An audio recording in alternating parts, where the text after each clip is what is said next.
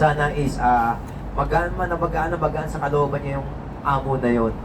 First baby. At natutuwa naman ako. At saka nakita ko yung saya ng mukha niya kagabi nung nakita ko po siya. Ngayon po, attend din siya first ng third Bible study natin sa Macau, no? And then, first time ng Makati ng Bible study at ang nagpipreach si Pastor na. Ayun. Kaya salamat sa Panginoon. Pray niyo siya na patuloy na kumilos yung salita ng Diyos sa buhay niya at ganoon din po, ipag-pray natin sana is ito na yung trabaho para sa kanya. At pag-pray niyo rin kami, mamaya, travel kami sa papuntang Pilipinas. At ganoon din po, same time tayo this coming Sunday, 1:30 yung service. 1:30 po yung service natin. Ganun pa rin yung gagawin natin. Basta, ang gagawin natin sa Sunday, magpe-pray tayo ng congregation. And then sabay kayo dun sa nagpapaawit. Or, mag-uusap kami ni Pastor and then magpo-post ako sa group chat. Tomorrow, pag matapos na kami mag-usap, kasi pupunta ako sa bahay nila bukas, mag-uusap kami. If sa Zoom tayo, try kong makapagpaawit. Pero kung ano yung sabihin ni Pastor, magiging masunurin po ako doon. Ano po? Kaya yun po yung gagawin natin. Sana is merong time si Pastor na makapag-share po sa atin, sa messenger. Bali yung gagawin natin, paawit kayo dito kasi wala namang wala magpapaawit. Magma-minus 1 tayo and then sabay kayo dun sa minus 1 na awit tayo. Okay lang yun, Okay lang po yun, na meron naman tayong dalawang paawit and then pipipin nyo ako pagkatapos ng paawit tsaka tayo mag-share ng Word of God. Amen po. Kaya pag-pray natin yan, 2 weeks lang po. Masaya ako, makasama ko yung pamilya ko pero sa isang parte, nagkaroon akong kalungkutan. 2 linggo ko kayong hindi makakasama. Totoo po yun. Kaya ipag-pray natin yan. Dako tayo sa ating pag-aaralan sa Book of John. Isang verse lang babasahin ko. Sa Book of John, chapter 5.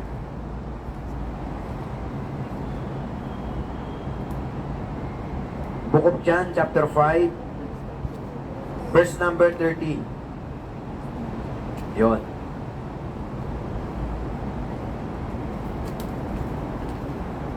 Ang title nito, Seek and Do the Will of God. Na-share ko na ba ito? Hindi pa? Hindi pa, okay. Seek and do the will of God. Pag sinabing seek, hanapin. Pag sinabing do, gawin. The will, ang kalooban of God ng Panginoong Diyos. Verse number 30, sabi ng Bible. 5:30. I can of mine own self do nothing. As I hear, I judge, and my judgment is just. Because I seek not mine own will, but the will of the Father which hath sent me. Panginoon, alam mo ang mga isip at puso namin at gawa sa araw-araw. Pakalimisin mo po kami, Lord, at paunawa mo ang iyong salita. Please, Lord, kailangan namin kayo. Magturo ka sa oras na ito. Paunawa mo yung salita. At pakainin mo kami sa oras na ito upang sa pakikipagbaka sa araw ng bukas kami spiritual malakas hanggang buong linggo. Kailangan namin ang inyong salita. Kailangan namin ang inyong banal na Espiritu. Salamat po nawa ikaw ay maluwalhati at malugod sa oras na ito at sa aming mga buhay. Ito po ang aming dalangin sa pangalan ni Jesus. Amen. Now, kung mapapansin nyo, many times binanggit ng Panginoon ito. Nang isang layunin niya ay sundin at gawin at hanapin ang kalooban ng Diyos. Now, as Christians, listen to this, kung ano yung example na iniwala ng Panginoong Jesucristo, follow lang tayo. Amen? Follow lang tayo. Sabi ng Bible, He set an example that we should follow His steps. According yan sa 1 Peter chapter 2. Now, dito sa chapter 13, balik tayo sa chapter 13. Anong bukod yan? Chapter 13. Meron tayong titingnan dito sa upper room. Upper room ito eh. Sa chapter 13. Nung si Peter ay hinugasan niya yung kanyang paa at kinausap niya yung mga apostolo, meron siyang sinabi dito. Sabi rito sa chapter 13, sabi rito, isa natin, verse 13, Ye call me Master and Lord, and ye say well, for so I am. If then your Lord, sabi ng Bible, and Master, sabi rito, magandang maunawa natin yung verse na ito eh, have washed your feet, ye also ought to wash one another's feet. Hindi po ito binutukoy dito na hugasan natin yung kapatid natin at sa pananampalataya yung kanyang paa. Ang tinutukoy ng verse na ito ay gawin natin ang lahat para sa ating kapatid. Amen. Yung bangkay, lahat gagawin mo para sa iyong kapatid. Yun ang tinutukoy nito. Kasi bakit? Kung yung Diyos, ginawa niyang hinugasan yung pinakamababang parte ng tao. At yun yung tinutukoy ng verse. Sabi ng Bible, verse number 15, For I have given you what? An example, sabi ng Bible, For I have given you an example that we, or that ye, or that you should do as I have done to you. Ganda nung sinabi ng verse, di ba? Well, as Christians, our goal, our duties is to seek and to obey the will of the Father. Will, that is the Word of God.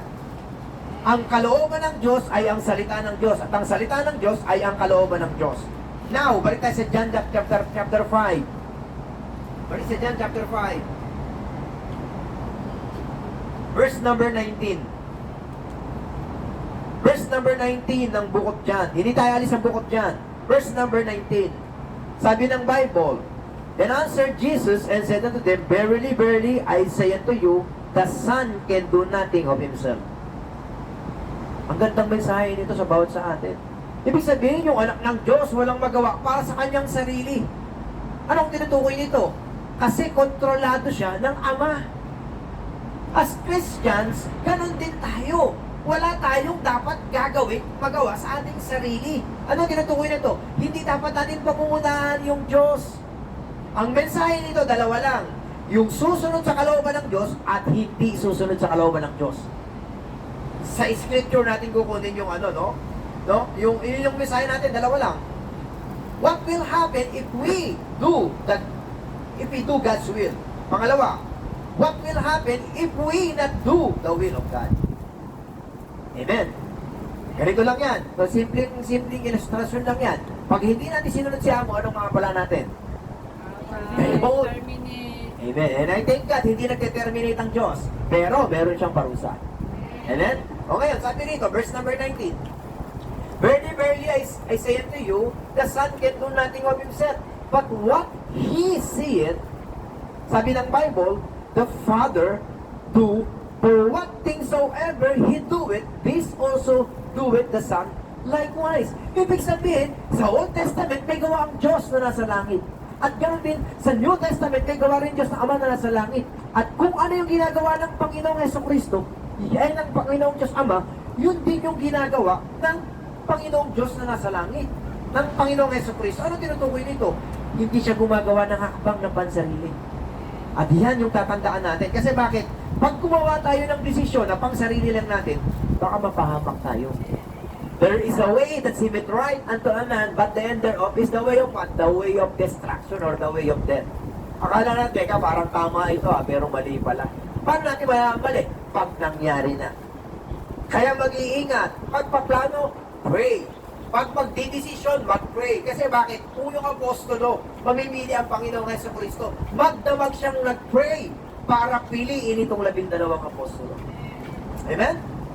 Now, verse number 38. Verse number 38 ng chapter 6. Sa isang page tayo.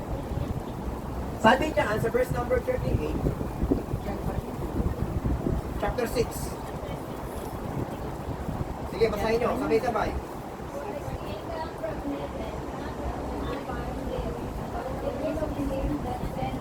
Yun. Ang example natin ng Panginoong Jesucristo. Bumaba siya mula sa kalangitan. Ano sabi diyan? Not to do my own will. Kaya sabi ng Biblia, ang dapat ang Kristiyano, huwag gagawin yung kalooban niya, but to seek and do the will of the Father. Kasi bakit?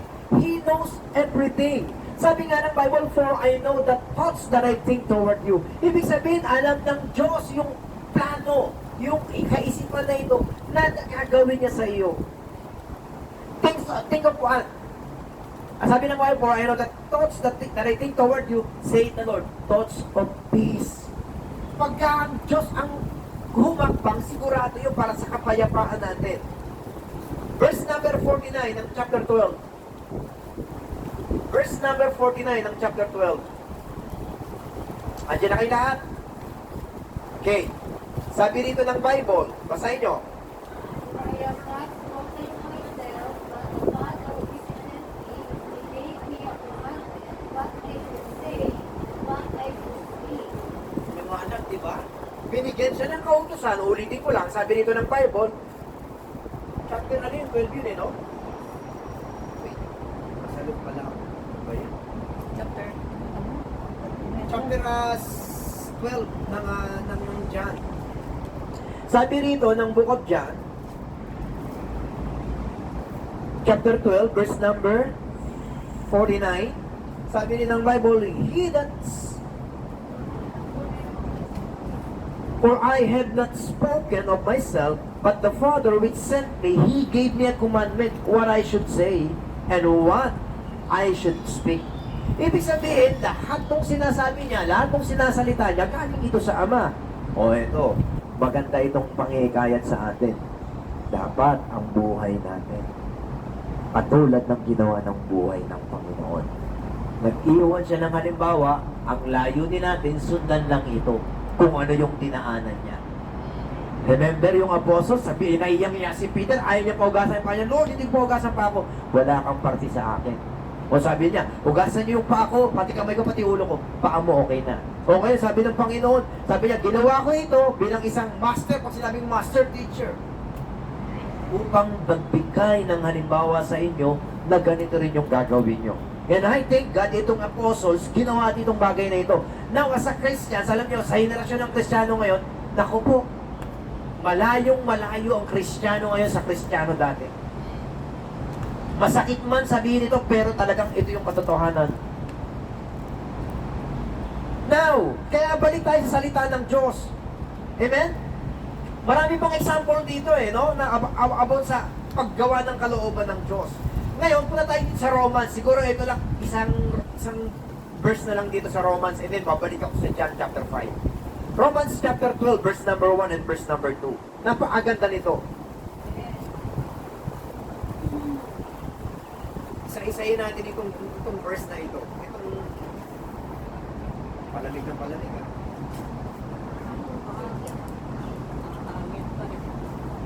Nandiyan na kayo lahat? Romans chapter 12. Sa mga iba, kasi sa iba.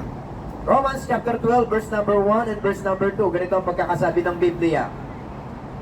I beseech, means si Apostle Paul is nagsusumamo.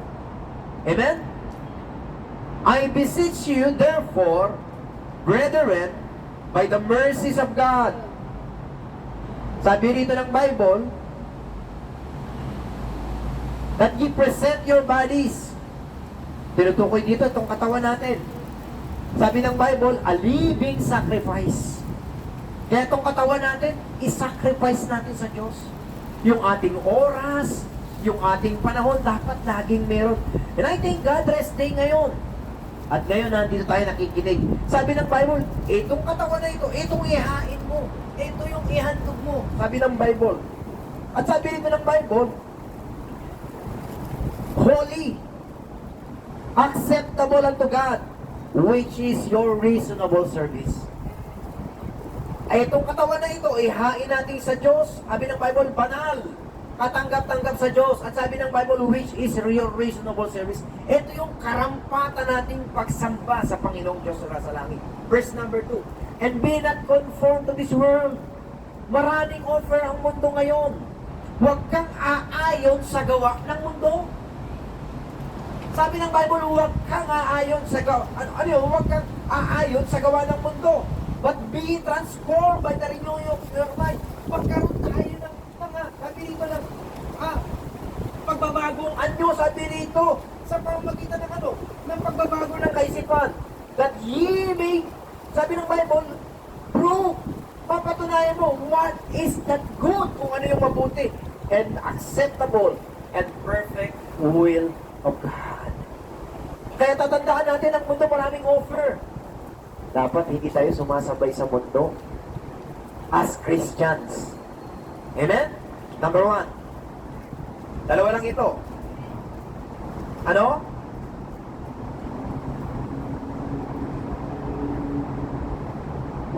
Bago ko pasok sa number 1, who are you imitating? Sino ba yung ating ginagaya? Ano? Kaya sa oras na ito, deny ourselves. Kung meron mo tayo dapat gayahin ng Panginoong Jesucristo. Ang sabi ng Biblia, to be conformed of the image of His Son. Dapat yung habang tumatagal, nagiging kawangis natin ng Panginoong Jesucristo sa pamamagitan ng gawa. John chapter 5, balik tayo doon. John chapter 5. Ako nabig siguro sa Macau. Ha? Sabi ng Bible, ito na sa chapter 5 tayo. Okay. Sabi dito ng Bible, verse number 30. I can of mine own self do nothing. Parang sinabi sa verse number 19, wala siyang ginagawa para sa sarili niya. Wala siyang magawa sa sarili niya. As I'm here, sabi ng Bible, I judge. Kung ano yung napapakinggan niya, yun. Doon siya umahatol. Kaya sabi nito ng Bible, and my judgment is just. Yung kanyang paghatol ay matuwid. Bakit? Because I seek not my own will. Hindi niya hindi niya hinahanap yung kanyang sarili, but the will of the Father which hath sent me. Kundi yung kalooban ng Ama na nasa langit. Now, number 1. What will happen if we do God's will? Ano yung pwedeng mangyari sa atin kung sinusunod natin yung kalooban ng Diyos? Letter A, we please God. Sa pagsunod mo sa kalooban ng Diyos, sa pagsunod mo sa salita ng Diyos, nabibigyan natin ng kasiyahan o kaluguran ang Diyos na nasa langit. Alam niyo, iba pag ang Diyos ay nalugod, ano man yung idalangin nyo, sasagutin ng Diyos. Sabi niya yan. Sinabi ng Panginoon niya, sige, 1 John. 1 John chapter 3, verse number 22. Sa bandang dulo yun. 1 John chapter 3, verse number 22.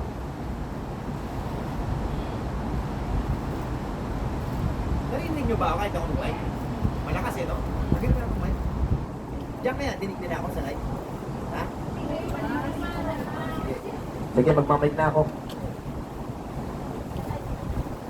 Sabi dyan sa 1 John chapter 3, verse number 22, ang kausap dito is Kristiyano. Tatandaan natin, ha?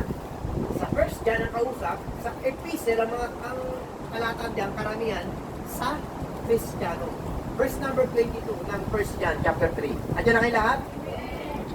And whatsoever we ask, we receive of Him. Sabi ng Biblia, ano man ang inyong mga bagay na idinadalangin, hinihingi. Sabi ng Bible, tinatanggap nyo.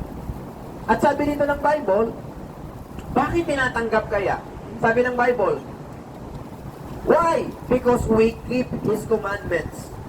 Dahil, yung salitang keep dito, hindi iniingatan ha, tinutupad, sinusunod ang salita ng Diyos. O now, merong aral sa atin. Gusto mo bang i-answers ang prayers natin? Sundin natin ang salita ng Diyos. At sabi dito ng Bible, tingnan nyo, itong sinabi dito, verse 22, and do those things that are pleasing in His sight. Ibig sabihin, ginagawa natin yung bagay na makapagbibigay kaluguran, magbibigay kasiyahan sa Panginoong Diyos na nasa langit.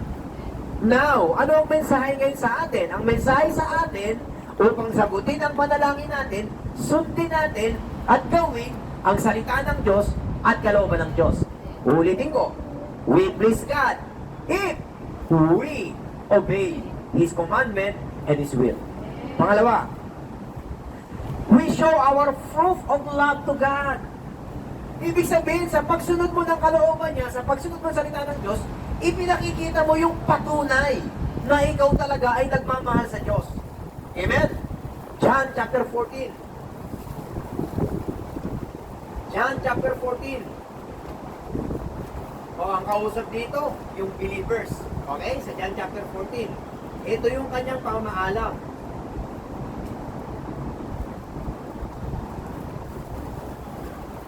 John 14. Andiyan na kayo lahat. John chapter 14. Tandaan nyo itong verse ito. Gusto ko itong verse na ito eh. Sabi ng verse number 21, sabi rito, He that hath my commandments and keepeth them, he it is that loveth me. Maliwanag. Siya na meron aking kautusan, sabi ng Bible, sabi rito, at tumutupad nito, siya yung nagmamahal sa akin. And he that loveth me shall be loved of my Father, and I will love him, and will manifest myself to him. Maliwanag yung sabi. Pag tayo sumusunod sa salita ng Diyos, ipinakikita natin na totoo na talagang yung pagmamahal natin sa Diyos ay totoo. Paano? Sa pagsunod ng salita ng Diyos. Amen? Verse 22. Judas said unto him, not Iscariot, Lord, how is it that thou wilt manifest thyself unto us, and not unto the world? Okay, konting paliwanag. Kailanman hindi mahahayag ang Diyos sa isang tao na hindi nakakilala sa Kanya. Amen. Maliwanag po. Mahahayag ang Diyos sa tao na na merong relasyon sa Kanya. Amen. Ngayon, verse number 23. Jesus answered and said unto him, If a man love me, he will what? He will keep my word. Kung ang tao magmamahal sa akin, tutuparin niya at susundin niya ang aking salita. Sabi ng Bible, and my Father will love him, and we will come unto him, and make our abode with him. Maliwanag yun. Pag tayo na sumunod sa salita ng Diyos, ang pangako ng Biblia, ipinakikita natin, ang sinabi ng Biblia, ipinakikita natin magmamahal sa Diyos, at hindi lang yun. Maninirahan ang Diyos, ang Ama at Anak, sa atin daw. According sa Bible. And I believe on that. Kasi ginawa niya sa apostolo. Amen. Yeah. Ginawa ng apostolo yung mga bagay na yan. At iyan yung layunin upang tayo ay dahil ang layunin ng Panginoon na na tayo naggawin ang kalooban ng Diyos upang ang pagmamahal ng Diyos, ang pagmamahal natin sa Diyos, makita ng mga ibang tao. Now, pangatlo, meron pa ito eh. Pangatlo, letter C. What will happen if we do God's will? Pangatlo, we glorify God. Amen. Maluluwalhati natin yung Diyos. John chapter 15. John 15. John 15. Verse number 8. Kasi ang pinag-uusapan dito yung fruit ng branch. Amen? Yung fruit ng branch ang pinag-uusapan dito. Pag sinabing mamunga, ano yung larawan nito? Sumusunod siya sa salita ng Diyos. Amen? Sumusunod siya sa kalooban ng Diyos. Verse number 8 ng John chapter 15. Sabi rito, asan na kayo? Andiyan na kayo? Okay. Sabi ng Bible sa verse number 8 ng John chapter 15. Sabay-sabay nating basahin. Herein is my Father glorified, that ye bear much fruit, so shall ye be my disciples. Maliwanag yung sabi. Ang sabi rito sa wikang Tagalog, dito naluluwalhati ang Diyos Ama. Na ano yun? Na kayo ay merong maraming bunga. Much fruit. At sabi ng Bible, so shall ye be my disciples. Kayo yung aking mga disipulo. Once we obey God, once we obey His will, mabibigyan natin siyang kaluwalhatian. Ang isang layunin ng Kristiyano is magbigay ng glory sa Diyos sa pamamagitan ng kanyang pang-araw-araw na buhay. John chapter 17. Ito natin makikita, dahil ang Panginoong Hesus Kristo mas humurin sa salita ng Diyos, sabi ng verse number, sabi rito ng verse number, John chapter 17, verse number 4. sabi diyan, sabi ng Panginoong Jesucristo, I have glorified thee on the earth, I have finished the work which thou gavest me to do. And now, O Father, glorify thou me with thine own self, with the glorify which I had with thee before the world was. Ibig sabihin, bago pa lang yung mundo, binibigyan niya ng kaluwalhatian yung Diyos Amaway. Dahil ang Panginoong Hesukristo ay masunurin sa kanyang Ama na nasa langit. Maliwanag, di ba? Yung verse number 5, ang liwanag na sinabi dito. Babasahin ko ulit. And now, O Father, glorify thou me with thine own self, with the glory which I had with thee from the word was. Ibig sabihin, niluluwalhati siya ng Ama at ganun din niluluwalhati yung Ama sa kanya bago pa lang ang sanlibutan. Pangapat. Pangilan na tayo? Pangapat. We receive a favor from God. Ibig sabihin, makaka-receive tayo ng favor sa Panginoon. Kilala niyo si Joseph sa Bible? Si Joseph ay isang masunurin sa kanyang ama. At kay Jacob, and especially, masunurin si Joseph sa Panginoon. Ang tawag na sa kanya is tinatawag na faithful. Si Joseph. Joseph the dreamer. Punta tayo sa Genesis.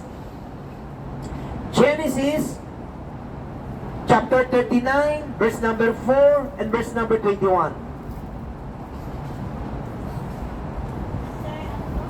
Chapter 39, verse number 4 and verse number 21.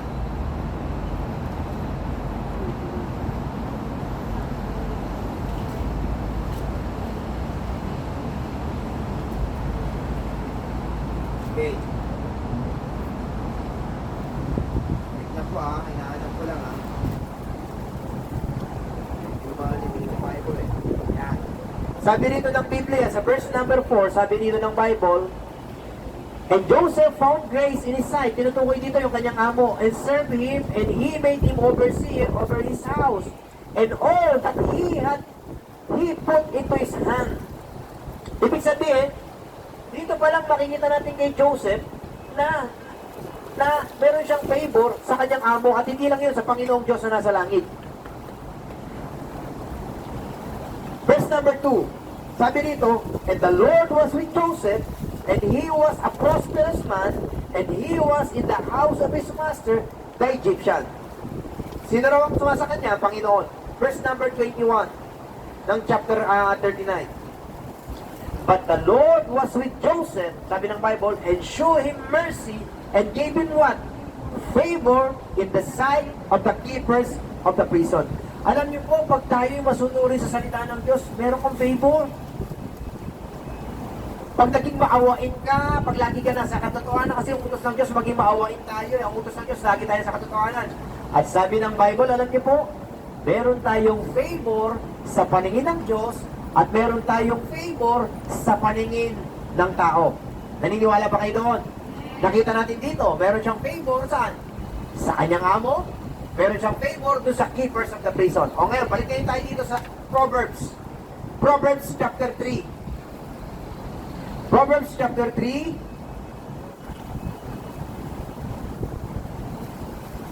Chapter 3, verse number 3 and verse number 4. Okay. 3, Proverbs 3. Verse number 4 and verse number 5. Sabi dito ng Bible, basahin natin. Verse 3 muna, verse 3.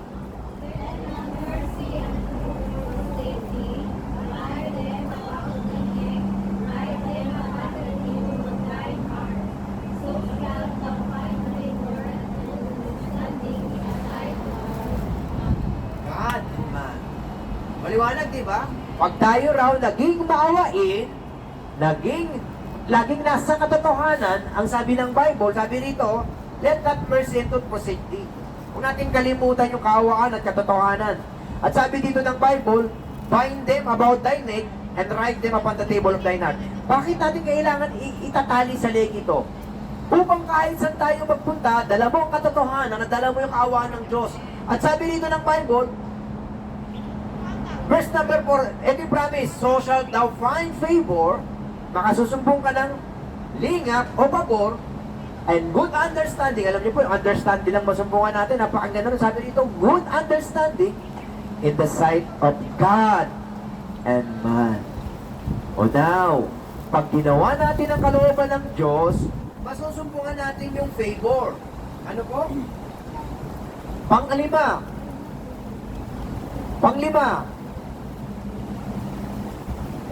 We are blessed people. Pag naging masunurin tayo sa kalooban ng Diyos, tayo ay pinagpalang tao. Now, basahin natin. Luke chapter 11, verse number 28. Luke chapter 11, verse number 28.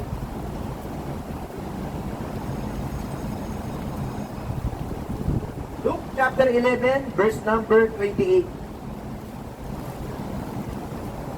Sige, sabay-sabay natin basahin. Nandiyan kayo lahat. O, sabi rito, verse number 28. Ready? Read. But he said, ye rather blessed are they that hear the word of God and keep it. Kasi sabi nung may nagsalita sa kanya, mapalat yung nagluwal sa iyo. Sumagot ang Panginoong Jesucristo, mas mapalat, mas pinagpala itong mga tao na nakikinig ng salita ng Diyos at tumutupad dito. O kaya nilarawan ito, once we obey God, pagpapalain tayo ng Diyos. And I believe on that kasi ipinangako niya. Amen? James chapter 1. James chapter 1. Verse number 25. Sige, sabay-sabay natin basahin. James 1:25. Andiyan na kayo lahat? Sige. Ako na lang magbabasa ha. Sabi rito sa James Santiago, chapter 1, verse number 25. Sabi rito ng Biblia,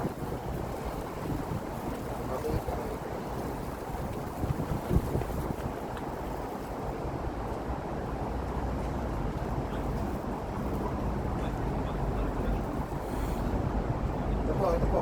Sabi dito, 125. O, tingnan nyo ha, sabi dito ha. James 1:25.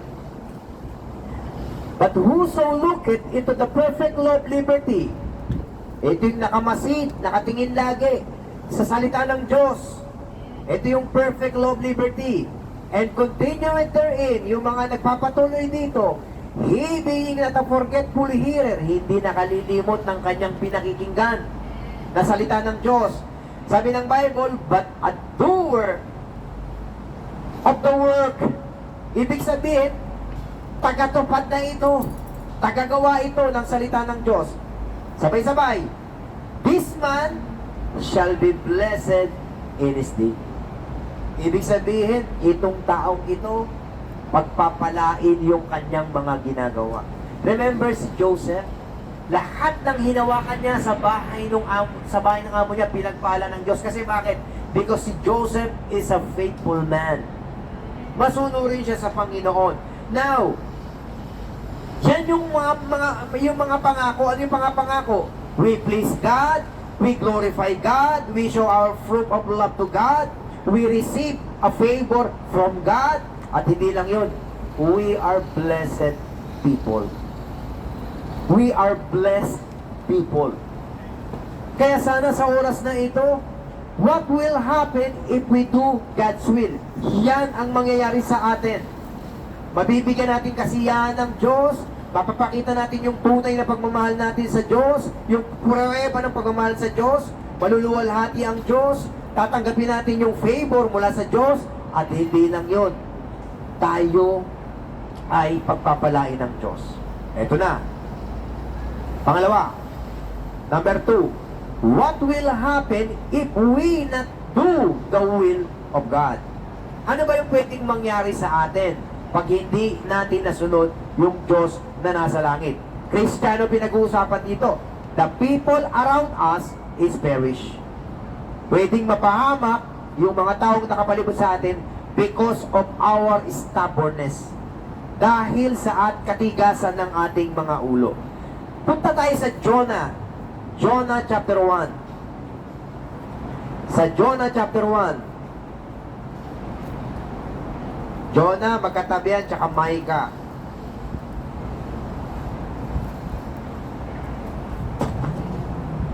Chapter 1. Si Jonah inuutusan ng Diyos para magpunta ng Tarsh ng Nineveh. Chapter 1. Amos, tapos Jonah. Obadiah, and then Jonah. Chapter 1. Sabi ng Bible, now the word of the Lord came unto Jonah, the son of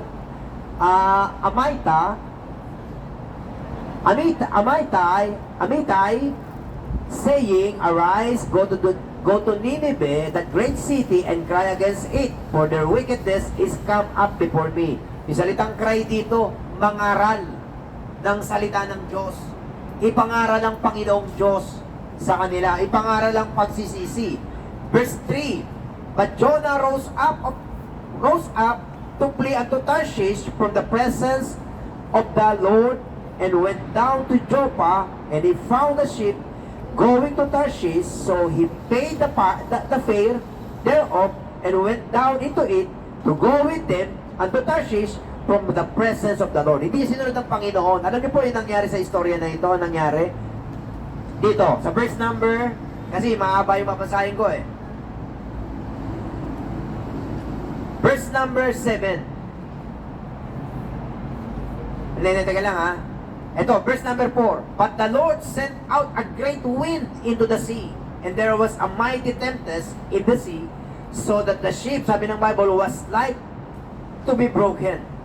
Then the mariners were afraid, and cried every man unto his God, and cast forth the waters, the wares that were in the ship into the sea, to lighten it of them. But Jonah was gone down into the sides of the ship, and he lay and was fast asleep. Tingnan mo, nakakagulo na yung tao, si Jonah natutulog. Bakit nagkaroon ng great wind? Dahil sa hindi pagsunod ni Jonah. At yung mga taong nandoon, talagang nagpanik sila, nataranta sila.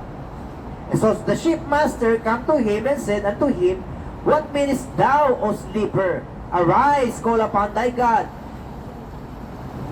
If so be that God will think upon us that we perish not. Kasi mapapahamak talaga sila eh. Ngayon, sabihin ko na po yung nangyari. Ang nangyari dito, sabi ni Jonah, iagis niyo ako sa dagat. At meron nakaabang na isda doon para mag-preserve kay Jonah. Ngayon, ano yung picture na tinuturo sa atin ito? Sa hindi niya pagsunod, nadama yung ibang tao. O now, makinig kayo. Sa hindi natin pagsunod sa Diyos, maaaring madama yung mga taong nakapalibot sa atin. Kasi bakit? Namamalo ang Diyos. At proof ng pag-ibig ng Diyos yung pamamalo niya. Kasi bakit? Ayaw ng Diyos ng isang Kristiyano magpatuloy sa mali. Gusto mo ba yung anak mo magpapatuloy sa mali? Hindi. O ganun din ang Diyos. Ayaw niya magpatuloy tayo sa mali. Pag hindi natin sinunod yung kalooban niya, papaluin tayo. Pag ayaw mo sumunod, papaluin ka. Diba? Pero pag sumunod ka, blessing. Si Abraham, di ba, sumunod? Sabi ng Bible, pagpapalain ko ang magpapala sa iyo. Di ba? Susumpain ko ang mga taong susumpa sa iyo. Now, nakita natin dito, the people around us is perished because of our stubbornness. Pangalawa, we are rejected by God because of our stubbornness. Ay, pag halimbawang ayaw mo talagang sumunod, i-reject tayo ng Panginoon. Kasi bakit? Kasi yung Israelites, na-reject niya. Hosea chapter 6. Hosea chapter 4. Malapit lang dyan yan sa Jonah. Bago mag-Daniel, Hosea muna. Ay, pagkatapos ng Daniel. Teka lang ha. Pagkatapos ng Daniel pala, Hosea. Chapter 4. Verse number 6. Pagkatapos ng Daniel, Hosea.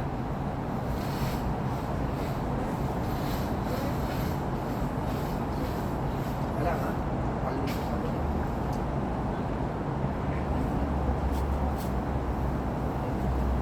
Yun. Chapter 4.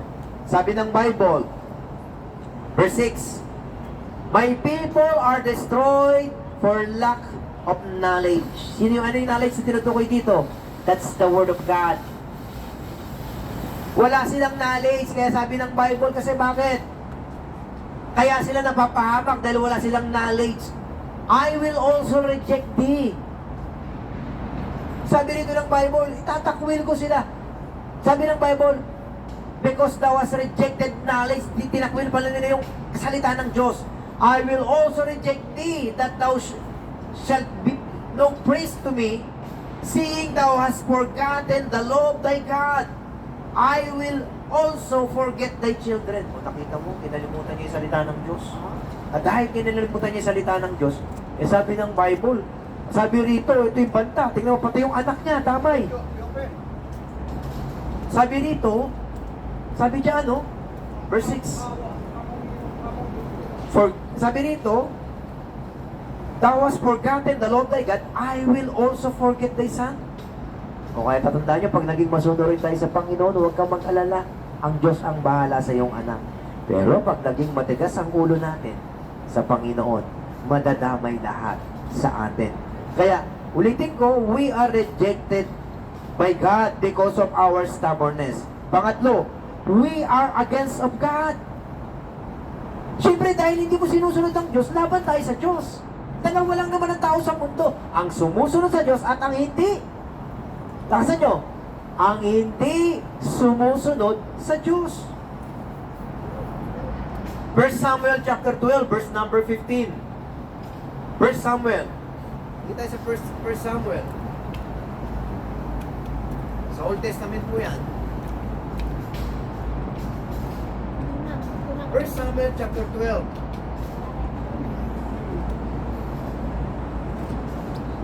Verse number 15. Ayan, nandito na ako. Andiyan na po kayong lahat? O sabi ng Biblia sa 1 Samuel chapter 12, verse number 15. But if he will not obey the voice of the Lord, but rebel against the commandment of the Lord, then shall the hand of the Lord be against you. O dahil against tayo sa Panginoon, yung kamay ng Diyos laban din sa atin. As it was against your fathers. Sino yung fathers na natutukoy dito? Yung mga ninuno nila. Kasi yung mga ninuno nila, mga Udyo, hindi na sumusunod sa Diyos. At ganoon din sila. At sabi dito, kung hindi nyo susundin ang aking tinig o ang aking salita, but rebel against the commandment of the Lord, then shall the hand of the Lord be against you, in as it was against your fathers. Kaya tatandaan natin, laban tayo sa Diyos pagka hindi tayo sumusunod sa kanyang salita. Amen? Kabaligtaran ito sa unang mensahe kanina. Pag susundin natin ang Diyos, maluluwalhati, malulugod, o ibigyan natin kasiyahan ng Diyos. Pag hindi tayo sumunod, nalulungkot ang Diyos. O tingnan mo sa isang anak mo, anak, sige na, mag-aral ka, pumasok ka Monday hanggang Friday, masaya ako niyan. Eh, hindi pumasok ng 2 araw. Hindi tayo magiging masaya. Kaya pag sumusunod tayo sa Diyos, magiging masaya siya. Pangatlo, Panginoon na. Pangatlo, dito sa number 2. We are against of God. Romans chapter 8. Romans chapter 8. Hindi na po giniginaw, salamat sa Panginoon. Kayo, giniginaw kayo? Hindi na. Romans chapter 8. Verse number 7 and verse number 8. O, tingnan nyo. Ang pinag-uusapan dito, flesh. Pag sinabing flesh, ito. At spirit. Ano yung spirit? Yung nasa loob. Alam niyo po, sa Kristiyano, meron tayong katawan at meron tayong spirit. May gawa yung katawan at may gawa yung spirit. Pag hindi natin nasusunod yung spirit, hindi natin sinusunod ang Diyos. Maniwanag ulit. Pag hindi tayo sumusunod sa spirit, hindi tayo sumusunod sa Diyos. Okay. Romans chapter 8. Remember, binuksan na ng Diyos yung ating spiritual na pamumuhay. At pag ang spiritual na pamumuhay hindi natin ginagawa, malaking problema ito. laban tayo sa Diyos. Hindi niya kalooban ito na hindi tayo magpasakop sa banal na espiritu. Sabi ng Bible sa chapter 8 ng Romans, verse number 7, makinig kayong mabuti. Verse 6, verse 5, for they that after the flesh do mind the things of the flesh. Ibig sabihin, pag ang Kristiyano yung makalaman, of course, ang alam niya ay puro laman. Puro bagay patungkol sa laman. Ano ba yung mga bagay sa laman? Bigyan tayo example. Katulad ng wrath, katulad ng anger, katulad ng idolatry, katulad ng fornication, katulad ng mga pagsisinungaling. Ilan lang yan sa mga bagay na paglalasing, kasama din doon.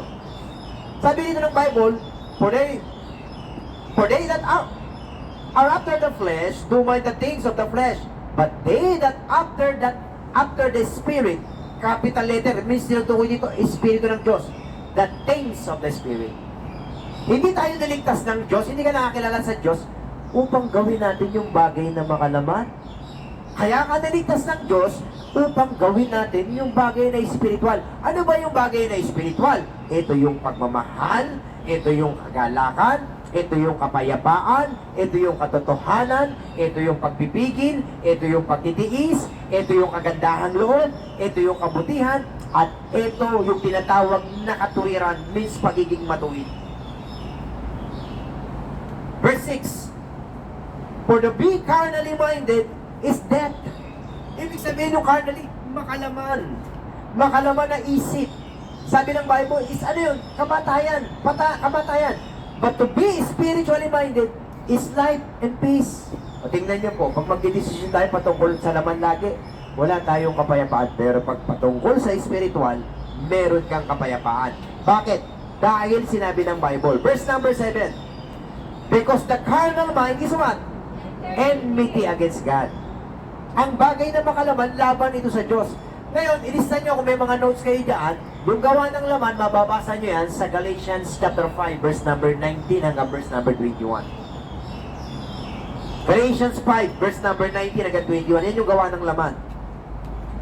At gawa ng Espiritu, Galatians 5, verse number 22 and verse number 23. And then Ephesians chapter 5, verse number 9. Sabi ngayon dito ng Bible, because the carnal mind is enmity against God, for it is not subject to the law of God, neither indeed can be. Ibig sabihin, pag halimbawa pa lang tayo'y makalaman, laban tayo sa Diyos. Makinig kayo mabuti. Laban tayo sa Diyos at hindi tayo nagpapasakop sa Panginoong Diyos na nasa langit. Verse 8. Sabi ng Bible, sabay natin basahin. Verse 8.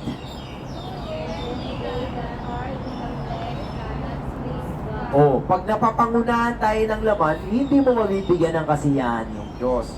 Hindi mo siya malulugod. Kasi nga bakit? Kasi ang gusto ng Diyos, maging spiritual tayo. Kaya tayo nagpa-Bible study, kaya tayo merong pag-aaral, may pagbabasa, upang maging spiritual tayo. Kasi bakit? Ang espiritu ng tao is patay. Pero pag siya'y nakakilala sa Panginoon, makinig mabuti, bubuhayin ito sa pamamagitan ng Holy Spirit. At sa pamamagitan ng Holy Spirit, dapat ang Holy Spirit ang masusunod. Kasi teacher nga siya eh.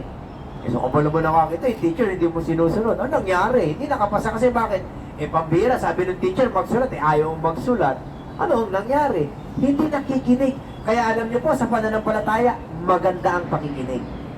Ito yung isang pinakamaganda para magkaroon ng pananampalataya at lumago sa pananampalataya. Maliwanag po yung sinabi ng Bible. Tama po ba? O, panghuli. We grieve the Holy Spirit. Kasi nga, ano yung grieve? Binibigyan natin ng pagdadalamhati yung banal na Espiritu. Kasi nga, hindi siya nasusunod. Ang trabaho ng Holy Spirit is to guide us in truth at to teach us in all things. O, tingnan, basahin natin yung yung gawa ng banal na Espiritu. Naging topic natin ito na nakaraan eh. Balikan natin, John chapter 14, verse number 26. John 14, verse number 26. Sabi ng Bible,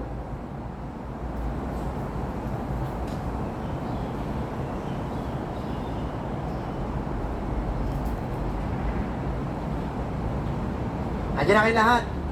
O O sabi dito, but the Comforter, that's the Holy Ghost. Which is the Holy Ghost? That's the Holy Spirit. Whom the Father will send in my name. He shall teach you all things and bring all things to your remembrance whatsoever I have said unto you. Sabi ng Bible, teach what? All things. Lahat ng bagay, o makinig kayong mabuti, patungkol ito sa Diyos, ha? Lahat ng bagay patungkol sa Diyos. At hindi lang yun. Bring all things to your remembrance whatsoever I have said unto you. Ibig sabihin, ipapaalala niya. Ano ba yung lumalabas sa bibig ng Panginoong Hesukristo? Salita ng Diyos. Ipapaalala ng Holy Spirit yun. Now, kung hindi tayo magpapasakop, hindi tayo magpapakontrol, magigrip natin yung Holy Spirit. Ephesians chapter 4. Ephesians chapter 4. Verse number 30. Ephesians chapter 4.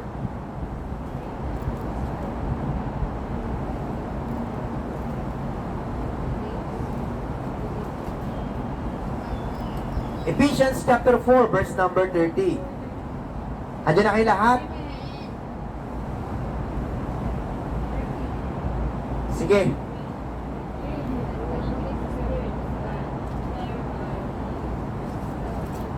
O, sabi dito ng Bible, engrave not the Holy Spirit of God. Huwag mo siyang pagdalamhatiin. Whereby we are sealed unto the day of redemption. Ibig sabihin, silyado ka na ng banal na Espiritu. Huwag mo siyang bigyan ng pagdadalamhati. Ano ba yung pagdadalamhati? Binibigyan natin ng kalungkutan yung Holy Spirit pag hindi tayo sumunod sa Kanya. Kaya patandaan nyo, pag nagplano tayo, pag patungkol ang plano sa laman, huwag. Lagi nating ipag-pray na bigyan tayong tamang pagpaplano ng Diyos, bigyan tayong lagi ng desire ng Panginoon patungkol sa Kanya. Kasi bakit? Dahil doon natin mararamdaman yung totoong buhay. Ang trabaho ng Holy Spirit is tulungan tayo, aliwin tayo. Now, sa ating pagtatapos, hanggang kailan ba natin gagawin yung kalooban ng Diyos? Hanggang kamatayan. Okay, dalawang verse yung babasahin natin. Acts chapter 20. Si Apostle Paul. Acts chapter 20, verse number 24. Napakagandang verse nito na dapat mapakinggan natin. Sige, punta kayo doon. Sabi ng Bible sa Acts chapter 20, verse number 24, kasi dito, pupunta siya ng Jerusalem. Sa Jerusalem, sinabi niya rito, sabi rito ng Bible, para maunawaan nyo kung ano yung mga things na sinasabi rito. Ibig sabihin, nagpapaalam sa Ephesians Church po dito, Ate Lori. Ang pagpapaalam niya rito, hindi nyo na makikita pa maaaring hindi nyo na makita yung aking mukha. Hindi na siya makakabalik sa church ng Ephesians. Alam niyo po ba, nag-iiyakan sila dito? Habang nananalangin, umiiyak sila. Dahil kasi natatandaan nila yung sinabi ni Apostle Paul na maaaring hindi na makita yung mukha ni Apostle Paul. Kaya nagkakaroon silang iyakan dito. Ngayon, sa chapter 20, verse number 24, ay bago ko basahin yun, sabi rito, and now, behold, I go bound, sabi rito sa verse number 22, I go bound in the Spirit unto Jerusalem, not knowing the things that shall befall unto me there. Ibig sabihin, punta siyang Jerusalem, hindi niya alam kung ano pwedeng mangyari doon sa kanya. Save that, sabi ng Bible, the Holy Ghost witnessed in every city, saying that bonds and afflictions abide me. Bonds and affliction. Kaya sabi niya rito, but none of these things move me. Hindi itong affliction, itong bonds, yung makapagpapatilag sa kanya. Neither count I my life dear unto myself. Itong maganda. Si Apostle Paul, hindi niya tinuring importante yung sarili niya sa kanya. At sabi dito ng Bible, so that I may finish my course with joy. Natapos niya yung kanyang takbuhin ng may kagalakan. Sabi ng Bible, and the ministry which I have received of the Lord Jesus. Anong ministry ito? To testify the gospel of the grace of God. Kaya niya natapos yung takbuhin niya kasi bakit? Kasi, sabi rito ng Bible, is kung bakit niya natapos, naging masunurin siya sa Panginoong Diyos na nasa langit. Hindi niya binigyan ng importansya yung sarili niya. Maliwanag ha? Verse number 8 ng Philippians chapter 2. Sa ating pagtatapos. Philippians chapter 2, verse number 8.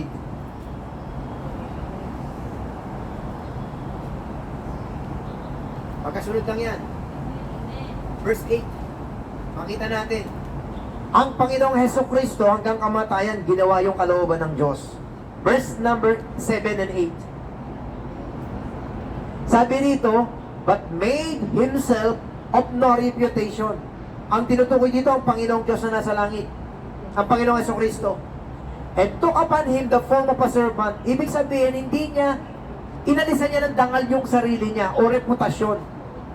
At sabi ng Bible, 7 and 8, and made himself of no reputation, and took upon him the form of a servant, and was made in the likeness of men. Ibig sabihin, sabi rito, ang form of a servant means anyong alipin.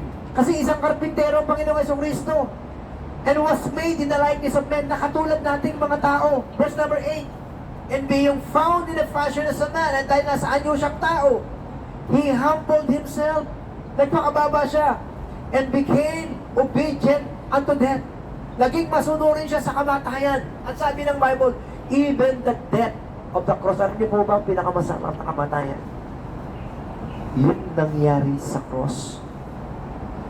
At naging masunurin ng Panginoon sa Kristo. Now, as nakakakilala sa Panginoon, meron relationship sa Panginoon, our duties, our goal, our purpose is to seek and do the will of God. Maliwanag po ba? Magiging masalimuot ang ating buhay pag hindi tayo naging masunurin sa Diyos.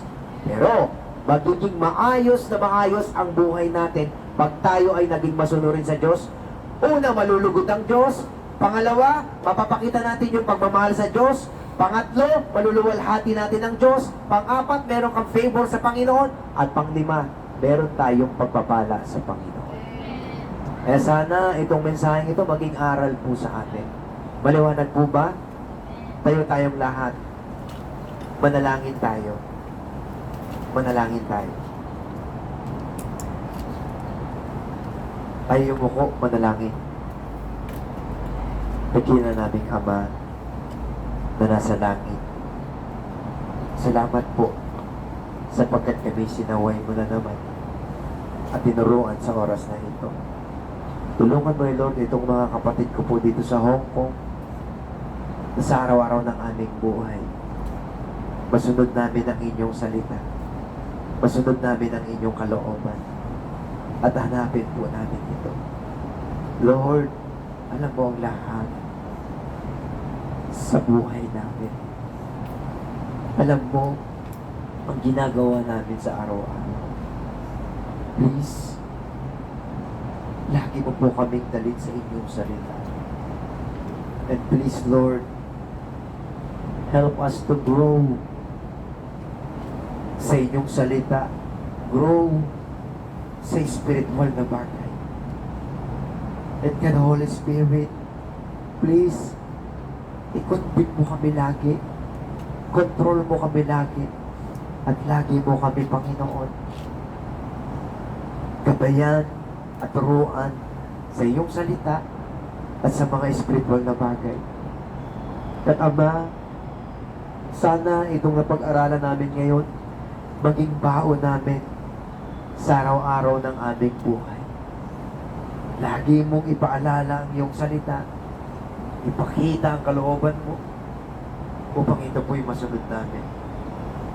At Ama, idinadalangin na rin namin sa oras na ito na isave mo yung mga mahal namin sa buhay upang isang araw, pag binawi mo ang hirap na buhay na ito, ay makasama ka po namin.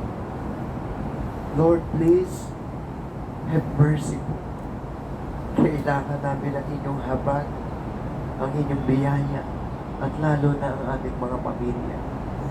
Tulungan mo kami, Lord, sa aming Christian walk, na lagi namin pagmasdan ang aming gawa sa araw-araw. At lagi naming i-consider ang iyong salita. Salamat po, God Holy Spirit. Salamat, Lord Jesus. Salamat, God the Father.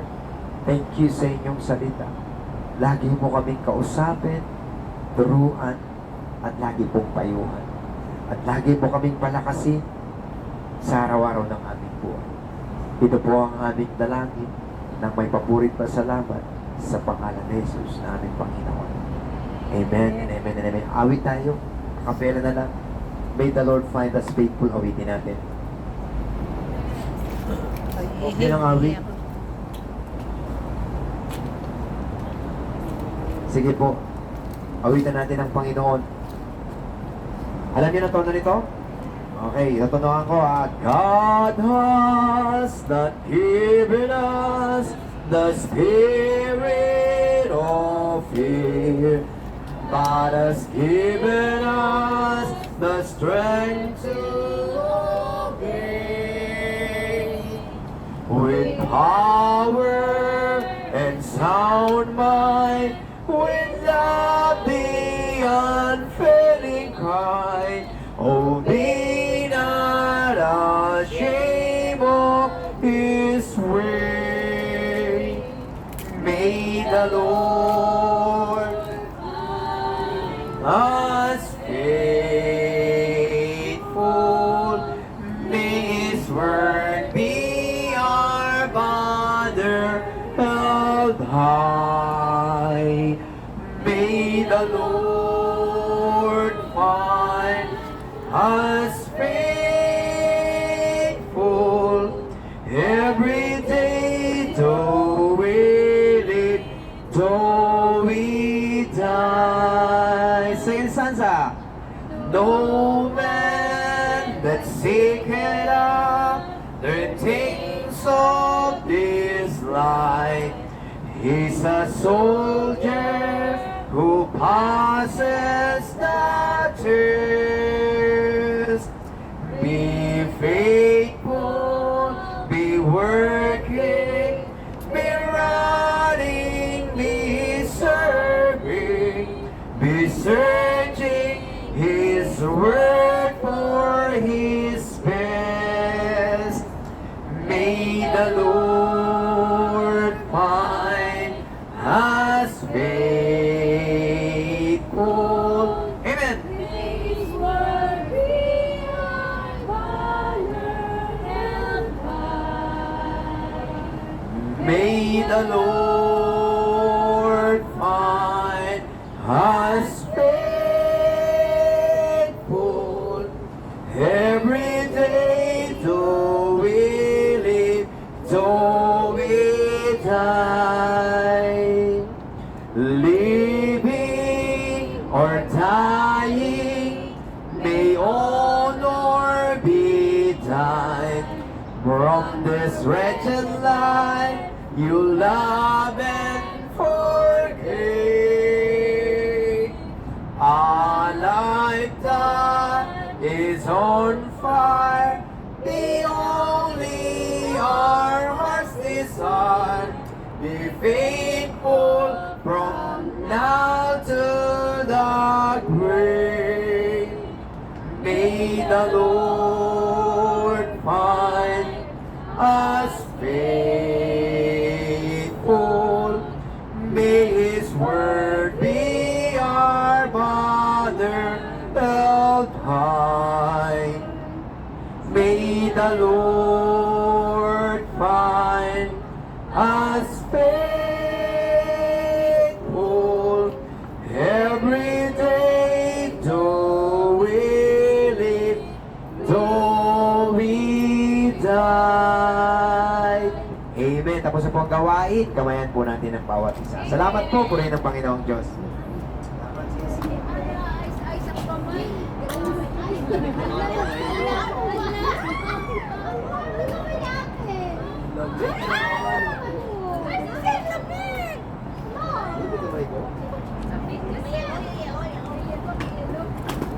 Kain na tayo.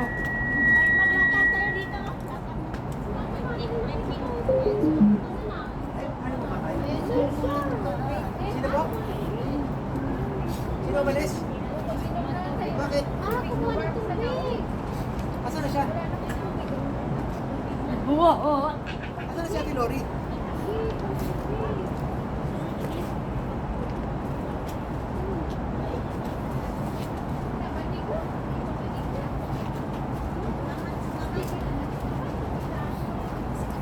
Ibalik natin to. Kasi tawan niya.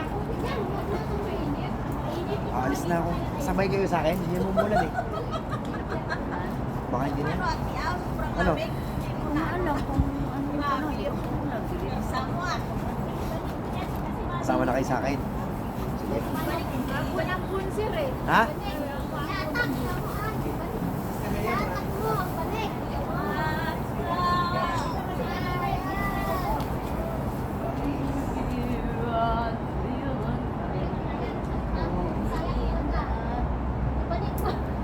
Guys, sasabay na tayo. Baka uulan din to eh. Kasi hindi maganda yung ano eh.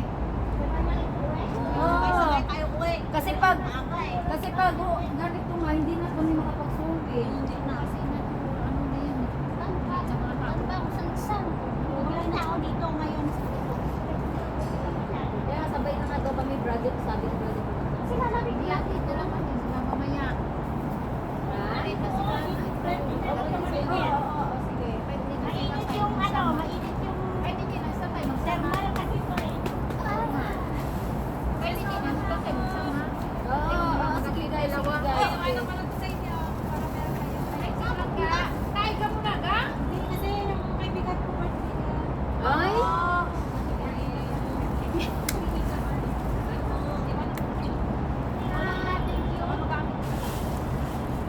Tama, ingat ikaw. Bye-bye. Kasi yung kaibigan ko. Ito daw sa dancer.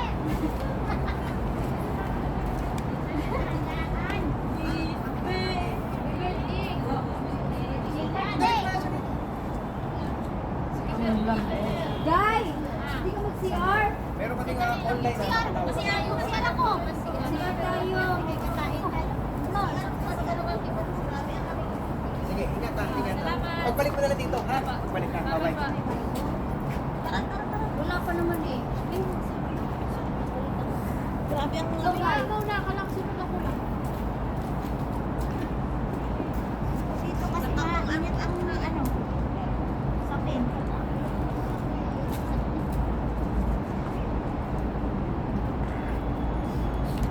Sis, saan ka galing? Sis, Ate Lori. Wala eh. Ayun na si Lorea. Ano ba? Hindi mo napansin? Hindi na, kain na tayo para ano, makamalik ako ng pag-uwi. Yun. Ah, tuloy-tuloy ba? Yung ano, yun.